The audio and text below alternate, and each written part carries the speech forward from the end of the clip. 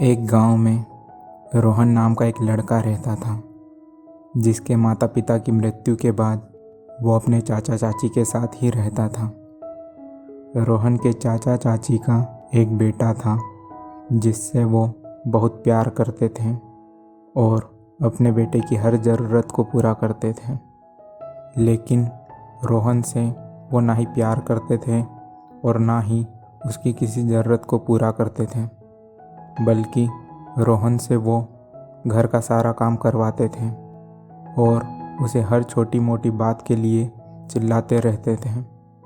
कुछ ही दिनों में दिवाली आने वाली थी, जिसके लिए रोहन की चाची ने रोहन को सारे घर की सफाई करने का काम सौंप दिया और अपने बेटे को दिवाली के कपड़े दिलाने के लिए मार्केट लेकर चली गई। रोहन को इस बात का बहुत बुरा लगा कि ये दिवाली भी उसे फटे टूटे कपड़ों में ही मनानी होगी।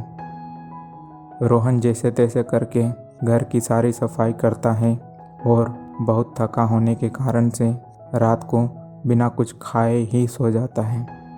तभी रोहन को रात को सपने में उसकी मरी हुई माँ दिखाई देती है, जो उसको सपने में जादुई कुएं के बारे में बताती हैं और कहती हैं कि तुम जो घर के पास कुआं है उसके पास जाकर जो भी मांगोगे वो तुम्हें तुरंत मिल जाएगा। अगली सुबह दिवाली थी। रोहन के चाचा चाची और उसके लड़के सभी ने दिवाली के दिन नए कपड़े पहने थे, जबकि रोहन के पास दिवाली पे पहनने के लिए नए कपड़े थे ही नहीं।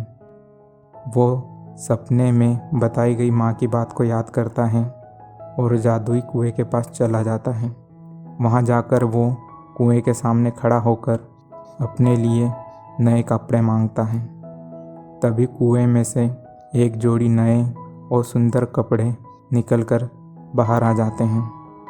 रोहन उन कपड़ों को देखकर बहुत खुश होता है और ये सब देखकर रोहन को सपने में कही गई माँ की बात पर विश्वास हो जाता है। अब जब भी उसे किसी चीज़ की ज़रूरत होती, वो जादुई कुएं के पास आकर मांग लेता और तुरंत ही उसकी हर इच्छा पूरी हो जाती। अब रोहन बहुत खुश था और इन सब की वजह वो जादुई कुआं था।